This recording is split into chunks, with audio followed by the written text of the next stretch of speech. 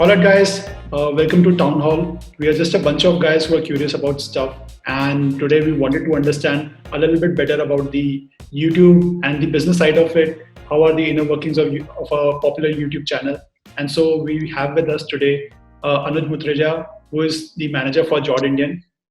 Thanks, Anuj, for joining us and coming on board for the Town Hall. Thank you for having me on board for your first podcast. So just Yeah. to introduce myself, so I've been working with JordIndian for about 2.5 years now. I actually used to work with Pratham before this, and then I decided to quit my job. And now, yeah, managing JordIndian, and I've known these guys since 2012.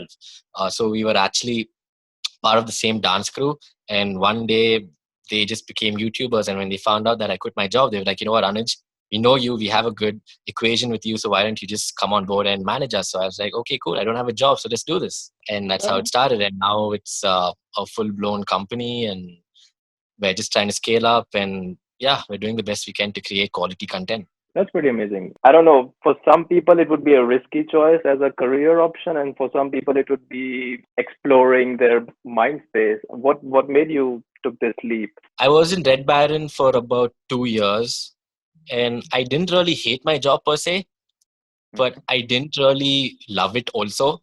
And I felt Okay. like it reached a point where I was just, going to office, clocking in the hours, doing my job to the best of my capabilities and coming home. There wasn't any, bliss that was coming out of it. And Hmm. it reached a point where it felt very monotonous. And one day I thought about it and I realized that where do I want to be in like 5 years? And I figured that I do not want to be doing this for 5 years. I did not know what I wanted to do, but the start was I figured out what I did not want to do. And that was the part that I did not want to do. I did not want to continue with Red Baron. I did not want to be client servicing for an agency. I sort of figured that out. And then it reached a point where I just had to quit, but I was obviously too scared to quit. So I was contemplating the whole uh, quitting part for about 6 to 8 months. And one day I was just like, you know what? It's done. I'm going to put my papers down, and I don't know what I'm going to do next, but this is probably a start. Just to give you context, I had a good time like working there, and I'm sure like some people also. So it's a very individual experience, right? Working at a particular place for Yeah. a particular right. Hmm. Also, see, Yeah. the thing Uh, is, it's not about me like disliking any specific individual out there. It's about trying to find meaning in what you're doing, and I felt like I couldn't find meaning in what I was doing per se. Like mm, it did not feed my soul basically. Yeah. okay. But were So you scared, or did you know what to do, or are you just still in the process of learning new things every other day? Yeah, so when I quit my job, obviously I was in the dark. I was like, okay, what do I do next? Hmm. um, I had a slump period for about a few weeks, and then my friends, Nasa and Vineet, who were part of Jordan, and they asked me to join, and I was like, okay, cool, let's do it. And initially I was a bit skeptical. I Hmm. wasn't sure if I could make ends meet. uh, I Okay. wasn't sure if there was a good trajectory for me, but I was like, you know what, let's give it a shot. At least I know for sure once I, spend some time with them and maybe work for at least 2 or 3 months. And once I joined in, the beginning, it was a bit of a hustle, but I realized that I really enjoyed the process. I enjoyed the process of working with them. I enjoyed the process of uh, trying to sell ideas to brands and work on things from a individual creator perspective. It felt like I was doing something that had some meaning to me, and that's when I figured that maybe I should just stick around for a while. give us a background of like where you're coming from, like what did you used to do before job, like Yeah, your hobbies, passions, and what did you do for study? I basically studied in this college called Jain College. I did my BBM over there. Right after BBM, uh, so I used to dance a lot in college, and I was part of the whole college dance team, and I was part of this crew called Black Eyes Crew, which Nasa and Okay. Vineet are also a part of. Hmm. So that's how I know Jordan through that dance crew, because we all used to dance together. So that's why I'm so grateful that they actually became YouTubers, because now I'm working with my friends, and it's just a Yeah. blast. So right after college, for 3 months, I didn't do anything. I was dancing a lot, and then one day my mom comes up to me and she's like, "Yo, what are you doing? Yeah, you gotta like get some money." And I was like, "Yeah, Yeah. okay, fine. I do what I have to do." And then I got an internship in this company called Hinduja Global Solutions. So I was Hmm. part of the transitions and solutions design team. It was hardcore semi consultation type of job. You had to wear formals to work, shave every day. Okay. The typical corporate guy. That's what I was. And I was an intern for about 4 or 5 months, and then I got absorbed in the company, and I worked there for about 2 years.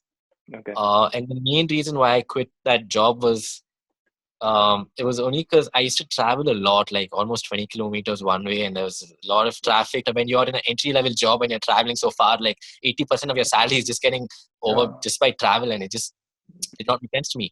But I was super grateful for being a part of that company because I had amazing bosses and I learned so much from them. And I still remember my boss's name, Mr. Mahesh Vasant Kumar. So shout out to him. But he really drilled the shit out of me. And like if I was late to office, or if I wore like semi casual shoes, he's like take my trip nicely. But what a guy, man! Like what a guy! I just definitely learned a lot from him.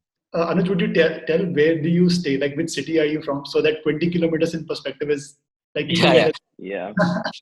So I'm from Bangalore, and I used to travel from Benson Town to So, Silk yeah. Board, but a little more ahead from Silk Board, basically.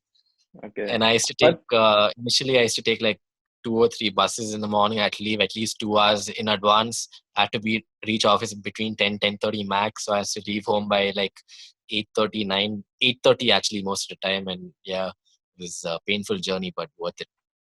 Our yeah. hardcore condolences on that. Thank you. So now moving all the way to this situation, COVID-19, where no travel at all is happening. This is the Yeah. life. Generally, working with JordIndian is like working from home perpetually.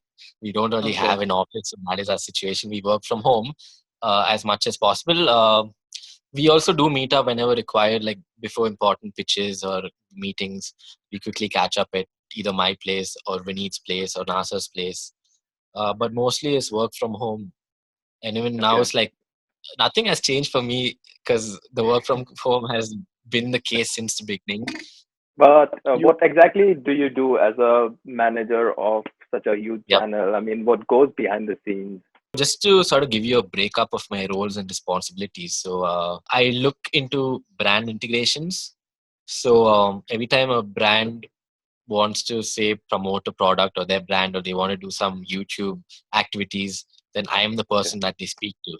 So Okay. I try to get brands to sponsor our content for platforms such as YouTube, Instagram, Facebook, Twitter. Okay. So that's one part of it. Apart from that, I also look into internal operations and the finances of the company. So when I say operations and finance, it's right from raising the invoice, interacting and liaising with my auditor to get the GST payments done, uh, Hmm. figure out cash payments for all our vendors, all of that. how many people are you like in the JordIndian Uh, brand? So internally, it's Nasser and Vineet. They are the talent. And then it's me on management. And we have this other person by the name of Glenn. So he helps us with strategy. And externally, we have a production house called Do Creatives. Shout out to Do Creatives. They've been with us, for a long time, and they take care of the entire production and shoot. And we have an amazing director by the name of Sahit. And apart from that, I also work with my auditor. I think Hmm. I should be giving him some credit also because he helps us with the taxes, and he does a pretty good job in ensuring that our corporate tax payments are to the minimum. Of Basically, course. you had this whole kind of a formal training dealing with clients in your first job already. So is it like similar now, or do you consider that as a training period for you? Especially now you're working with friends. Is it more liberating for you as a work culture, or not as hard as you compared previously with your old bosses? Basically, I mean, when you work for an agency and you're managing clients, I feel like there's a lot more pressure on you to deliver because obviously the Mhm. clients, I mean, you're working with them on a retainer basis or on a long-term basis generally. So they have certain expectations on a day-to-day basis, and you just have to sort of meet those expectations in almost any case. Okay. Uh, and yes, you as an agency, of course, you have the entire pitching process and whatnot. But Yeah. a lot of times, since clients or brands are shelling out the money, eventually the final call is mostly on their part. So that is the case with an agency. But as opposed to JordIndian, Mhm. managing clients is a lot more better in terms of me having the final call. Like, for example, so we're putting up content that goes up on our channel. As a result of that, they will have to trust our word that the idea will work, because we know what our audience wants. So we know what's going to work best for us. Hence, they need to trust us, and that's what comes into picture working with clients with JordIndian, because you just have to sort of build that trust and sort of ensure that your idea would work, because I mean, we know our audience better than anyone else in the end of the day.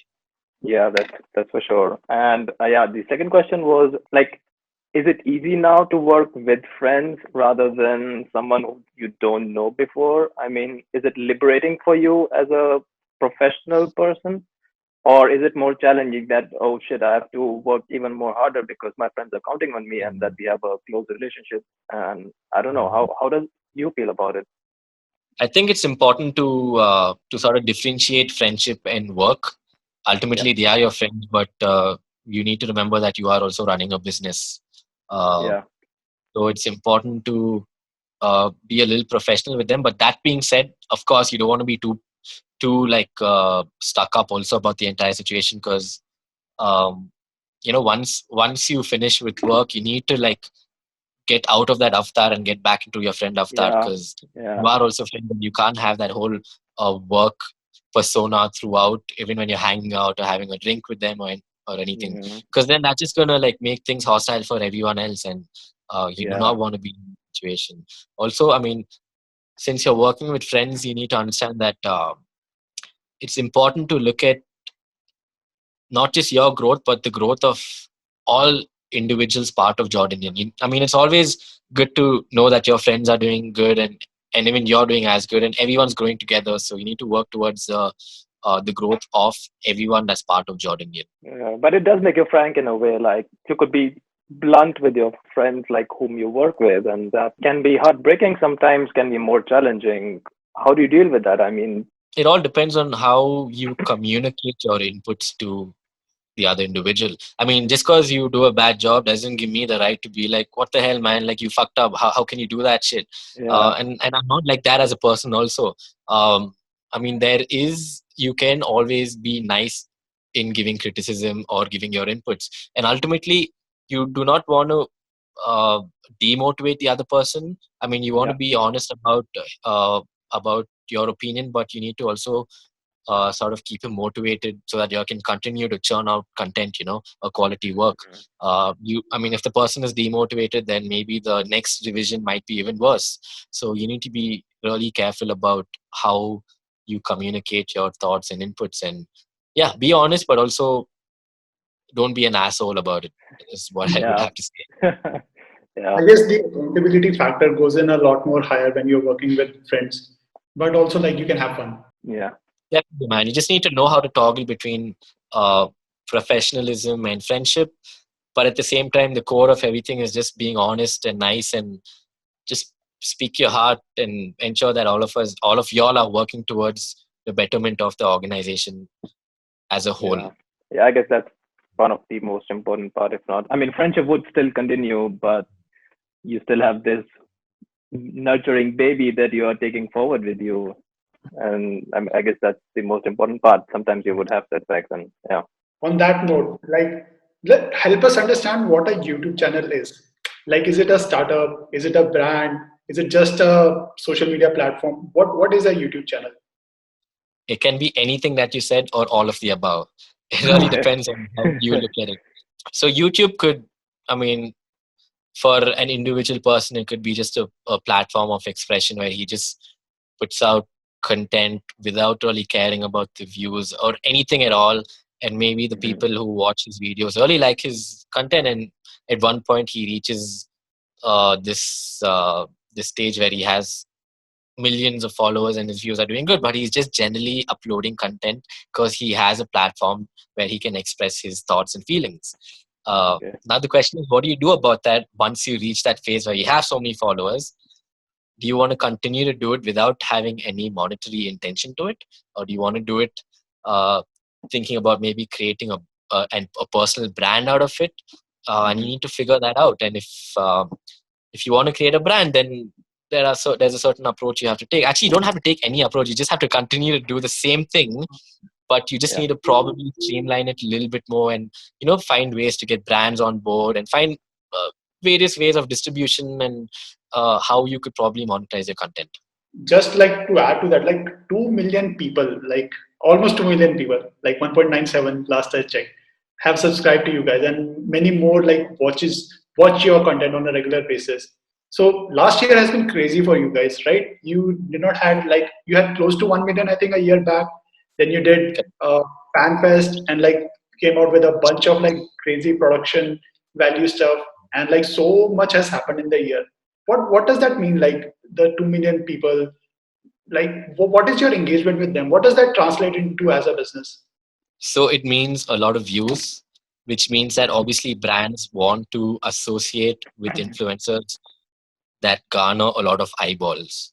So that way there's more brand awareness for their brand or product or service. So JordIndian as a brand, we focus on creating family friendly comedy content, comedy being the keyword. So we want to create content that will result in you laughing. Okay. And So we are not expecting a that is satire. the primary objective. The secondary objective is, okay, fine, we have so many views. How do we make money out of this? Whatever, that is part of the game. But the focus area should be, how do you tap into the minds of the consumers or the viewers in this case? How do you create relatable content? And the whole reason why we got into creating content in the first place was because we felt like there was a lack in quality content, specifically towards comedy content. That was the whole objective or purpose of us even getting on board with this entire YouTube game and creating content. Because we want to create content that we watch and we can laugh at, or something that sort of appeals to us also. That's when we know it will work. And ultimately, once you focus on creating that quality content, something that people can engage to and relate to, then you can think about reaching out to brands and creating money out of it and making it a business. Yeah, I mean it sort of does, but like it's like from outside it is very hard to comprehend. Like what does this mean that you have now access to 2 million people that are going to be listening to you? That is some sort of a feat as well as a, I don't know how to like this feels totally like unfamiliar when you just keep going deep into it. Like what does it mean to have like those many Yes. people? See, when we ideate or we come up with a sketch-based concept, we want to make something that not just appeals to you, but probably appeals to your brother, to your mom, maybe to your granddad, or anyone else in the family. And that's the approach that we take, which in turn sort of results to having mass appeal. Basically, that's what we want to do. And maybe that's why we have 2 million followers. And it's only because so many people are able to relate to our content.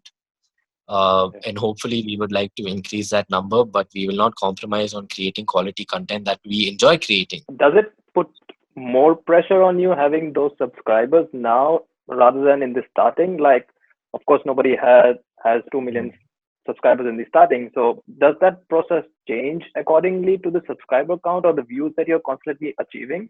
Or is it still the same process?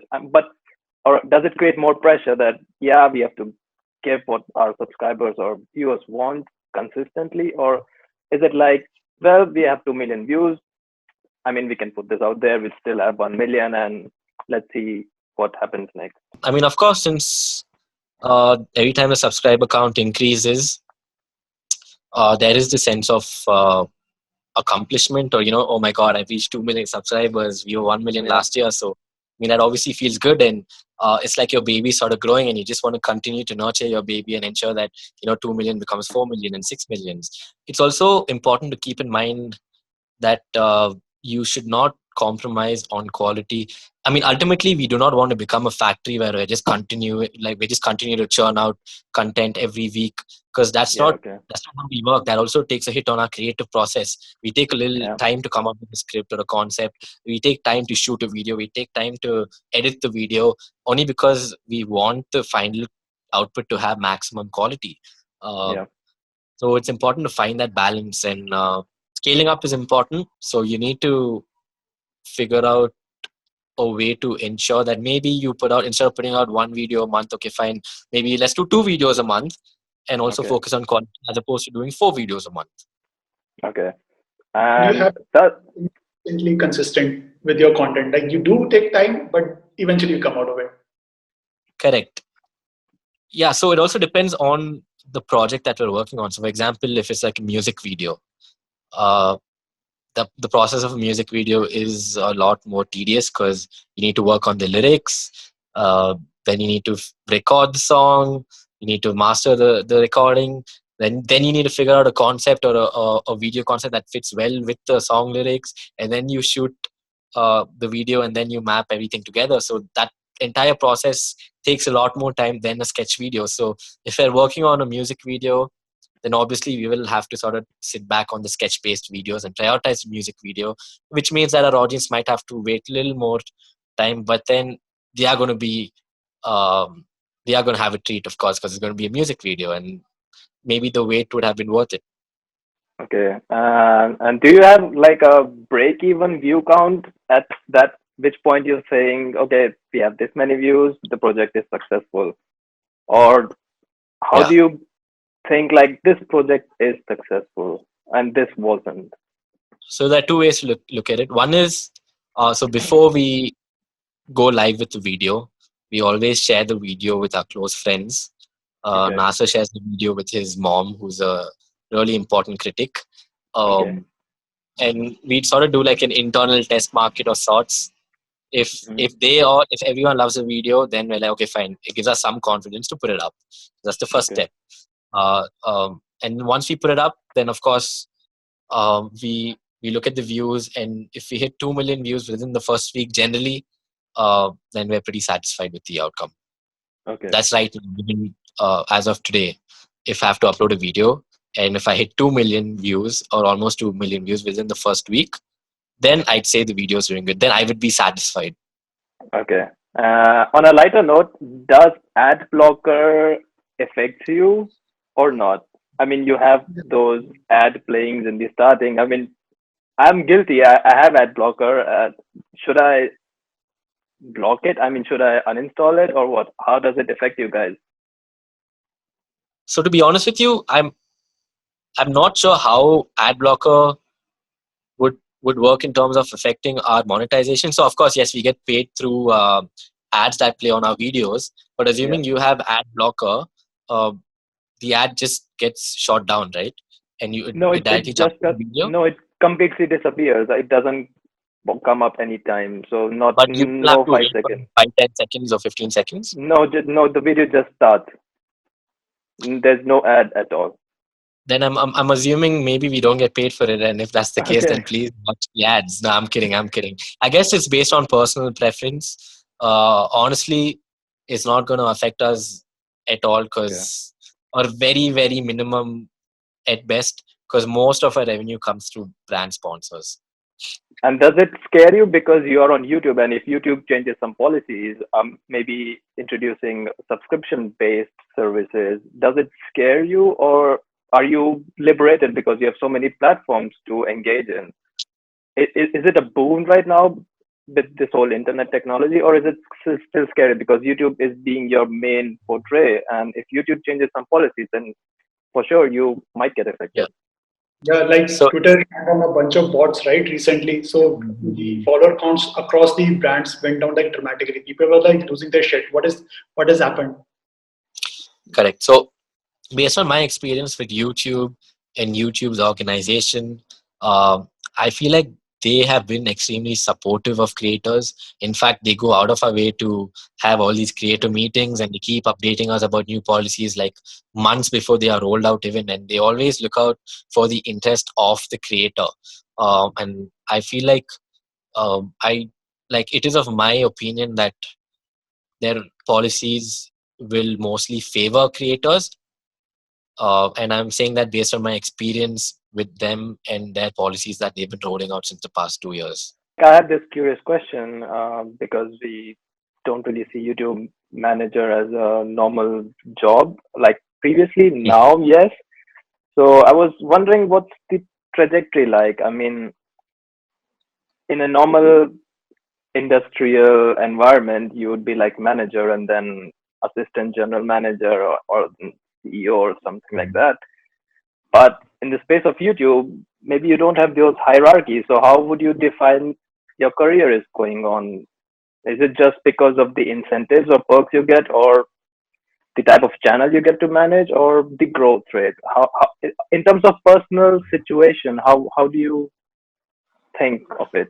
So there are multiple approaches to answer this. So the first one is, of course, I need to look at my own interest and my own growth. Yeah. Uh, so I look at JordIndian as my baby also, as much as Nasir and Vineet looks at it as their babies. Okay. It is important for me to ensure the growth of the company in the best capacity possible. Um, Obviously, when I say growth of the company, one is it grows in terms of you taking up more business deals, expanding your verticals. So, for example, you're a YouTuber as of today. Maybe tomorrow the plan is to do a Netflix or an Amazon. So that is Okay. growth for the entire organization also. Okay. Yeah. In turn, that will result in my growth because I have more responsibilities. Monetary growth also happens that way. Um, Hmm. and once the workload increases, of course, maybe we might have to hire more people to help us. Again, that is growth for me because now I have to probably form a team to support me. The Okay. hierarchy increases a little more. So Yeah. yeah, so you need to get external growth for the organization, and that in turn has internal growth for me. So So it gives what you mind. understand this? Like, what happens? Like, do you guys are like business partners, or do you like draw salaries, or like versus a typical environment? Right? You know that the end of the month there's a paycheck coming in. Versus for you, like Mhm. how does it work? So I work as a consultant for JordIndian, and my salary is broken up into two parts. So it's a combination of fixed salary plus Okay. commission. Okay. So every deal I close, I take a commission, and apart from that, I get a fixed salary on a monthly basis for my general day-to-day operations that I manage. Okay. So Of course, commission is a lot more. Obviously, there's more incentive over there. There's more drive to close deals because then I know I can get a nice commission out of it. mhm. Uh, that way, I am motivated to close as many deals as I possibly can on a monthly Yeah. basis. So is it more like you are allowed to do or pursue other career options, or besides this JordIndian YouTube channel, you can also do other gigs on your own. So it's not a foundation that you have to just solely be related to JordIndian and not other things. Is it so? Correct. I can take on other artists or projects Okay. if I want to. At the moment, I am prioritizing JordIndian because we have some plans to really scale up at least in the next few years. Unfortunately, this Corona situation uh, affected us, but the Yeah. general plan was to scale up, and we did have a clear roadmap that we wanted to follow. So hence, I decided to proactively focus more on JordIndian. But yes, if I feel like taking up something else on the side, I could if I really wanted to. Wow. I mean that's really like a dream. I mean, in a normal job you wouldn't have those freedom, Flexibility. and as a YouTube manager you have all the freedom you want, and still you're working where your heart is. So I mean, more people should follow that. That is also a Bangalore thing, right? I mean, you do have it here. Like generally with most businesses, that you people are really doing like couple of things simultaneously. Nobody's just doing one thing, right? Yeah, I mean, a good example is you, Mr. Pratham. Even even this is like a side gig for you all, right? I suppose so. So yeah, I I mean, feel like for Pratham, he's doing everything since we met in the first year of our bachelor's. Like he's running everywhere. He knows people. He just knows them somehow, and he's randomly into some sort of a contest, and then he's winning it. I mean, this guy is like being everywhere. His foot is like everywhere, and I guess that's like could be your job as well. Like you can do multiple things and still be where your heart is. I guess. I mean, that's kind of perfect. I should look into that yeah, that's maybe. true, man. Just hustle as much as you can, and as long as you find meaning in what you do, even the sky is not the limit, actually. But yeah, Yeah, exactly. What do you guys like think of yourselves as like? I mean, if there has to be a label to it, do you like is job like are you guys artists, or is this like uh A is like brand. Jordan? Yeah, Jordan. brand, like particular, like speaking specifically for Nas and Deep, and then JordIndian as a brand as such? I mean, a lot of people look at us and call us YouTubers, but I don't see ourselves, or I don't like to be, or I would not like JordIndian to be referred to as YouTubers Okay. forever. Yeah. Ultimately, YouTube is one platform for expression, right? Like it's one platform where you can put things out, but you have so many platforms, so many mediums where you can express things in so many different ways. Uh, Mhm. so, for example, Netflix. Netflix Yeah. is a good opportunity for making like a movie or a Yeah, series, questions on something like that. that. Or you have offline platforms like doing events and touring and stand up and things like that. So ultimately, I would like to consider Jordanian as artists, content creators, entertainers, not limited to YouTubers. Okay. Yeah. Yeah. So just to like re-say what I said. Like congratulations on Netflix. Like you got that. Thank you so much. Yeah. Yeah, it's one of those like elusive things that you keep hearing about it every like here and there that people are doing Netflix, but then to see, okay, like collaborating with Netflix is not a small feat, right? Like that is some amount of effort and would have gone. So like there is a popular channel, right? Javiko's reaction. So I was watching that the other day, Mm. and there was this bit where he was saying that so this particular thing with Netflix, I think it would have been going on for months, and you guys would have been put up a lot of time to like come up with the concept and then create the video, set up the pre-production, and then whatnot. Versus, Yeah. could you please share your bit on that? Like, how did it go about? Yeah. So, see, we've always wanted to do some collaboration with Netflix, and for some reason, the opportunity just did not come to us for the longest time.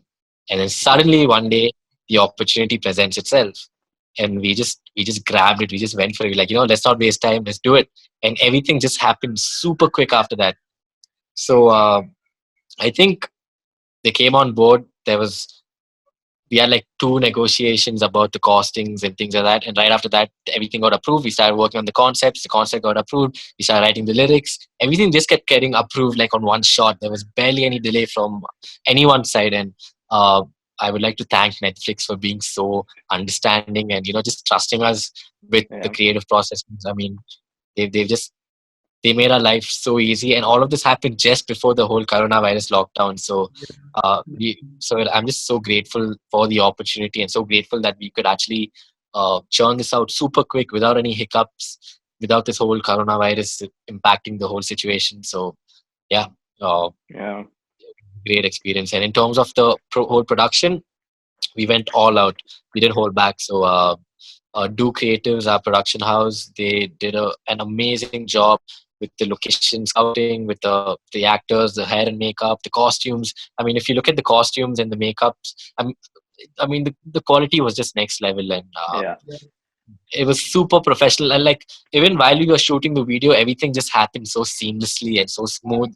Uh, no one was wasting time, but we were all having a lot of fun also at the same time. Were you like And blown away I saw you on one. by the production thing? Like, oh my God, these guys are super professionals, and we are nowhere close. Or how was it like for you guys to experience that thing? Yeah, so we were super impressed by all the costumes. Okay. So Yeah. we had this, the hair and makeup and costume team did a phenomenal job. And I was actually Benjamin Franklin in the video. I actually had a small part in the video. So they dressed me up like Benjamin Franklin, and yeah, it was just on the tee. Everything was just perfect. One small question I have is, in companies, a manager have a say like, okay, this idea to pursue, this won't work. Do you have the saying as well, being the Jordanians, or how does it in the pursuing ideas side of things? Yeah. So generally, when a brand approaches us, they have certain business objectives that they would like to achieve. Okay. Uh, So it's up to us to sort of try to meet those business objectives or try to incorporate those objectives in our concept, in at least in some capacity that will actually work for the client. Because ultimately, they are shelling out some money, so they would want some results. Uh, Obviously, when it comes to the idea, we have the upper hand because we know what will work. But we also do have to sort of ensure that all the brand plugs are in place in at least in some capacity that works for us and the brand. Okay. So yeah, that's important. Is clients more important for you guys because you know already your audiences, and or is it more, yeah, we should not disappoint this client because we're getting such much money or something like Yeah. that? I think we try to find a middle ground. So every time we Yeah. work with a client, I mean, of course, we worked with brands and like we said no to them because they just straight up did not like our idea, or we Okay. did not Yeah. like how much they were pushing us to meet their brand objectives and all the whole brand plugs aspect of things. So but then again, there are certain brands that just fit so well with our brand ethos that you just cannot go wrong. So Okay.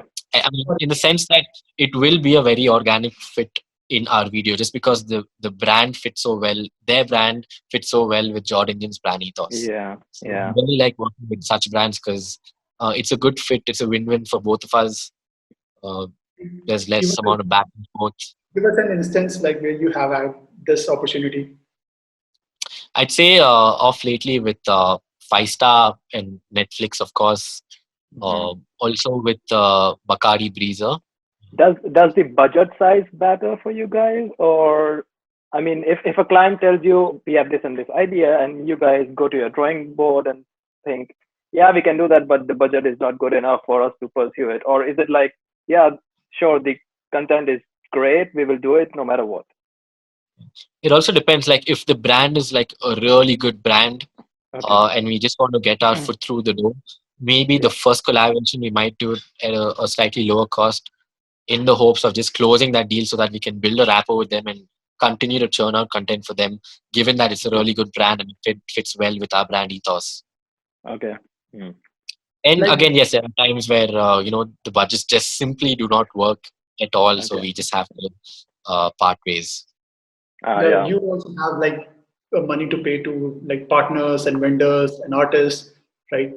It just cannot just Mm, work with any amount. yeah, we do Like keep in mind on that for sure. just like maybe two or three. Now that you have worked with so many brands, particularly Indian brands Mm. and some international brands, like give us like the top three maybe brands that you are aspiring to. Maybe shout out through this. Like okay, if you are seeing that, please come out. So, so everyone's like, especially Nasa and Beep, not me so much, but yeah, me too. Like we all just love Nike, and we would love to do a Okay. collaboration with Nike. Yeah. So if this video somehow reaches the Nike marketing manager, please give us an opportunity to create content for y'all. Because I mean, we're always on Nike sneakers. Nas and Beep are always buying Nike shoes because they just love Nike so much. We Yeah, just love the Nike has brand, man. some. They have some good ethos. Like it's you just Yeah, love them. You don't have a reason yeah, to love them. You just love them in a way. Like Yeah. they are so pure. It seems like. yeah, Say about this, it makes a lot of sense. They are also like you guys, like who connects yeah. with every. It's just not one person, right? Correct. Yeah. Yeah. And Plus, maybe it just fits well with our entire persona and vibe. Because I mean, all of us are hip hop heads. Sneakers are just part of our persona, and we just love Yeah. sneakers and the whole hip hop culture in general. And I feel like Nike fits perfect in that culture. I mean, apart from also being predominantly in the whole skateboarding culture, which is also really cool. I mean, it's just associated with so many subcultures, predominantly hip hop and skateboarding and things like that. So Nike is Okay. definitely something that we would love to collaborate with. On that note, for young YouTubers, I have a question. Is it? I mean, not naming the numbers, but is it a myth just that you can survive on YouTube, or you can? I mean, is it really important to collaborate with other brands just to have a living, or you can just survive with doing your own creative thing and not ever collaborating? Is it possible to just do that? I think it really depends. So based on my understanding, YouTube India, like the money, like an Indian creator would earn a little more less if his viewers are only from India. Okay. Say if your viewers are from somewhere in Europe or Americas or something, then the pay-per view is a lot more. So Okay. it's dependent on that. And I think you could have a pretty nice income provided. Maybe if your audience is not limited to India, Okay. and majority of your audience is from Europe or somewhere else, uh, Hmm. the PP, the paper view is a lot more, and you could earn a pretty decent amount on a monthly basis for sure. Okay. And does being an English channel gives you that liberty and not being a local language channel, do you think? I feel like we do have mass appeal. Mm. Ultimately, we look at having an appeal to everyone. Like I said, we want to appeal to all members of the family, but Yeah. our plan is to sort of also get our foot through the international doors, and maybe do something on an international level. And I mean, look at Veer Das, right? I mean, Yeah. he's But doing an but amazing but He's but isn't great. like more counter to the equation that India has 1.2 billion people, and then we're gonna be the most internet active users. So maybe everyone should focus on So, local content and not. I mean, I don't know. this is what I'm going to say. We're not going to go out of our way to change the nature of our content in order to reach or to appeal to international markets. We're going to continue to do what we do, Okay. but if you look at our analytics, our audience is also from UAE and the Yeah. USA, more so in UAE. And if Yeah. that is the case, then why not explore those markets Yeah. So it's like do the things without us Indian way, changing but anything about in a ourselves? yeah. Okay. Yeah. Yeah. Yeah. It's like doing the things Indian way, but doing in a way that reaches Yeah, out to everyone. Yeah. yeah, for sure. Yeah. And That's I mean, amazing. we're not looking at changing our TG or reducing it or whatever. Yeah. We're just looking at maybe increasing our audience number or broadening it Okay. geographically. Yeah, Yeah. with the internet like penetration like everywhere now, like it's not even that thing, right? How internet used to be coined in a third person sense. It's just a way of life, and now maybe more and more people are just serendipitously like coming across you guys. Maybe somebody who has a massive reach in the US likes you for some reason, and then he gives a shout out, he or she gives a shout out, and then there are all of a sudden so many more people in the US or in Europe or anywhere around the world for that matter watching JordIndian, right? Yeah, for sure, Yeah. man. Like a lot of times, like most of these kids, they watch a Jordanian video at home, and then even the parents are sitting with them, and even they watch it. So the parents know about us, the kids also know about us because they're all watching it together. So yeah, I mean, things just spread that way, and it's Yeah. I good for mean, us. the whole And, thing is and like no. I'm just grateful that the people really like our content and they are able to relate to it. So Yeah. And to add to that, it's like nobody nowadays watches the traditional channels like we used to watch when we were growing up in our household. Like my mom watching some channels, but now she's more into YouTube or Facebook, and I think it's much more like a wide audience for anyone out there who's producing content because nobody is watching the household TV anymore. yeah, for sure. I mean, it's a lot more universal, a lot more accessible, relatable, more streamlined. Plus, I mean, the content is not restricted to one genre or does not appeal to just one segment of the audience. You have so many genres, so many different types of content available online. So it's just good for anyone. I mean, anyone can find anything online and just Yeah. connect with it. But are you guys like platform specific in a way, or we shouldn't call you that because there are so many platforms? Do you plan on switching to different ones as well? Maybe in future if Uh, there's an opportunity or Like not. TikTok I mean, or we will not switch per se. Maybe Okay. we will add on to it. So, for Hmm. example, Twitch, we actually let's just say. joined TikTok a few days Okay. back. Yeah. Um, COVID makes it there's easy. no, there's no agenda per se. It's just, I mean, why not? Brands are going on TikTok. If we But publish something on Instagram, we will probably share it on TikTok also, just for the sake of yeah. sharing it. And if it Yeah. does get us somewhere, it is another platform that we can sell to brands. Yeah. But since you have more of your earning from the brand, does it make it much more easier to join other platforms? As a user, I don't know how much TikTok pays you or Facebook pays you, but since you're earning from the collaborations or other channels, does it makes this whole process easier, less scary in a way that maybe people won't like you, or how does it? See, we do have a primary platform and secondary platform. So our primary Yeah. platform is YouTube. Also because it enables us to put out the content that we want to put out, like long format sketches. Yeah. I mean, you can't really put that up on Instagram per se. I mean, you can, but Yeah. like YouTube is the ideal platform. That's why people go to watch such content. So Yeah. it works for us also, and it works for brands also because we have a lot of followers over there. So it's a good platform to also sell to the clients, Yeah. and it also works for us to execute the ideas that we want to execute. Apart from that, you have Instagram. So we use Instagram as a platform where we upload micro content. So Mm. it's a good way to like directly appeal to the audience and interact with them, engage with them, create smaller pieces of content. Also, assuming we put up a YouTube video, we can support that video with some Instagram videos. Yeah. Drive our Instagram audience to YouTube. Yeah. So it's good for like just bite-sized content. It's good for bite-sized Okay. content, and Yeah. yeah, and then you have Twitter and Facebook. So generally, whatever goes up on Instagram, we also publish on Twitter. Again, Okay. it's a decent platform to like directly engage with your audience. Yeah. Uh, and then whatever goes up on our YouTube also goes up on our Facebook because we started off on Facebook and we would just like to upload content and keep that also active and going. And ultimately, it does add to our overall number of views across all platforms. Okay. Yeah, this has become a strange thing, right? So earlier, or as an outsider, what an audience like ourselves used to think is maybe there is a path to this. Like it starts off from Instagram and then goes on to YouTube and then maybe advances to like Netflix and Amazon's of the world and then do a maybe real feature film.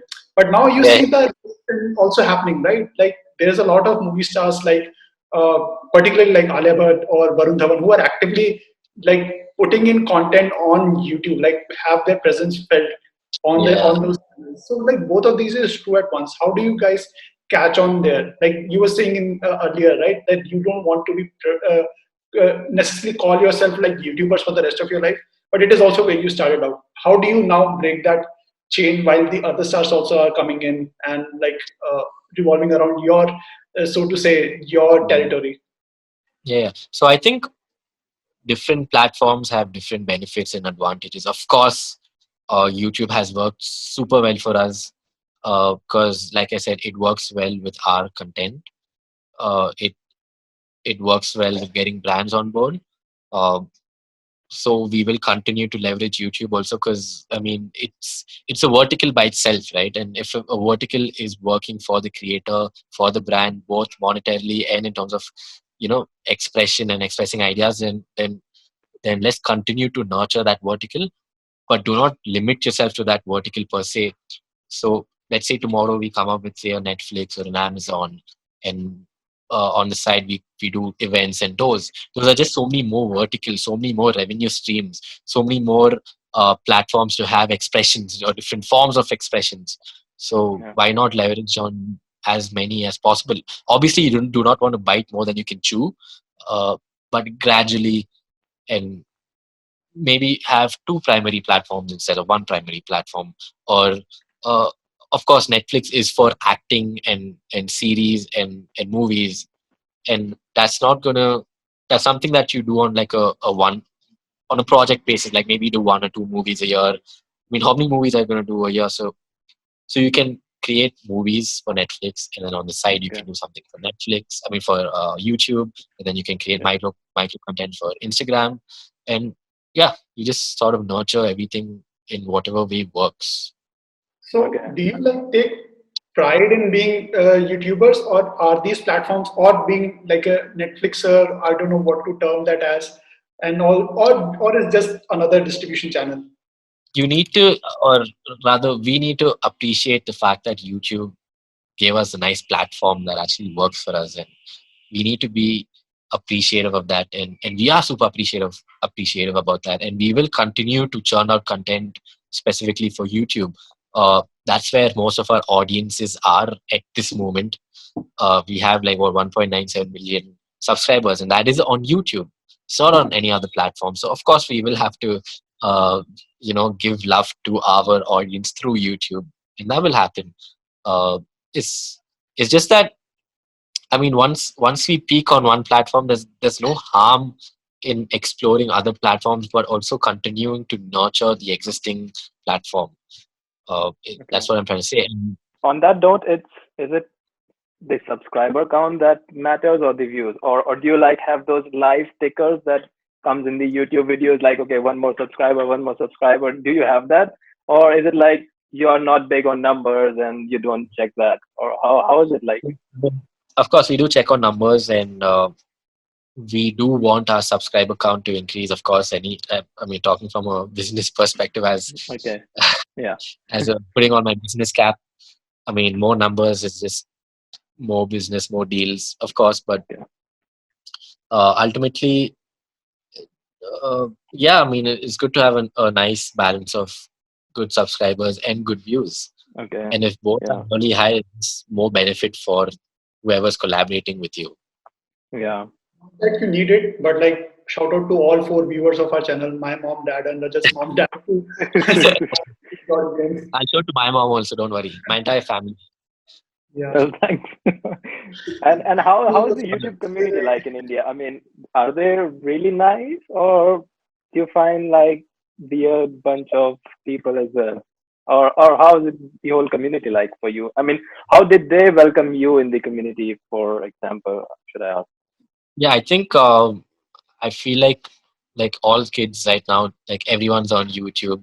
I mean, even if you just look at your own office scenario, you go to office. I mean, you look at some guy next to you. I mean, he's probably on YouTube checking out some funny video Yeah. once in a while. So I feel like everyone's just on there watching something. Um, Yeah. Especially kids, and every time like we go for like the fan fest or anything, there are just like so many people over there to like watch YouTubers. It's just unbelievable, and so I mean, I'm just super grateful also about it. So yeah. Speaking of that, like moving from online platform to like physical events, you did like the biggest sold out like tour recently in UAE, right? That was a massive thing. How did that go about? Like, So yeah, that was a pretty good gig, and so our man Glenn helped us out with that gig, and he had some contacts over there, and uh, we work closely with under 25. So under 25 is like this youth based platform, and offline and online platform, and they they do a lot of events, and they managed to like host an event in Dubai, a UAE, and that's when they sort of got us on board, because we've done a lot of collaboration with under 25 in the past, and we've performed at a lot of their events. um, so yeah, that was our way, and shout out to under 25 for hooking us up with that event, and shout out to Glenn for helping us close the club deals over there. also like raps. How and why did that happen in the JordIndian journey? It's nice, I'll say that, and it's very different, and it's like pleasantly different. But how and why? So Nasser and Vineet are hip hop heads. Even I am a hip hop head by heart. So all of us are generally inclined towards rap and hip hop. And Nasser also generally raps, like that's his sort of his pastime, or like like he used to rap a lot as a kid. Uh, and like I feel like he just had that interest in him, and they were like, you know what, let's give it a shot, and they went for it. But is So it like more common now, like a comedy channel or a person doing music as well? Is there a connection between the comedy and music somehow, or how does it relate? I mean, not all comedians get into rap per se, but music But definitely. Like music, I'm sure yeah, some. Uh, because it's been a yeah, you trend do now. have a lot Like, of yeah, you have a lot of stand-up comedians incorporating music in their acts. yeah, You have a lot of YouTubers also doing like Hindi rap or transitioning to doing some Hindi rap, or one or yeah. two videos on rap based. So yeah, I feel like I mean, maybe they're inclined towards music in general, hence the transition. Okay, yeah, But like okay, speaking for JordIndian, like we generally love the hip hop culture and hip hop music in general. Like that's sort of part of our DNA. So we just wanted to express that side of ourselves, because it's been a part of us since our childhood, and we've looked up to a lot of rappers, and we've been influenced by a lot of rappers. Uh, and why not have that? Yeah. Why not showcase that side of our? Yeah. Uh, That's true. our I mean, it's like content and Yeah. I mean, being creative, I guess. Yep. Yeah.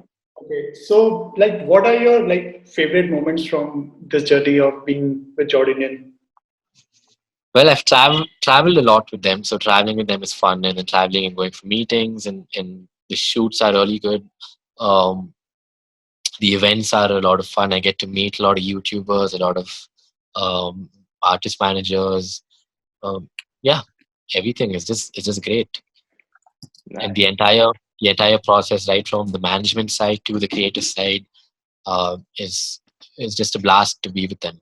And I'm so grateful that they um, they trusted me and gave me the opportunity to work with them. So yeah, thank you guys. Thank you, JordIndian. Thank you, Nasir, from our end also. Yeah.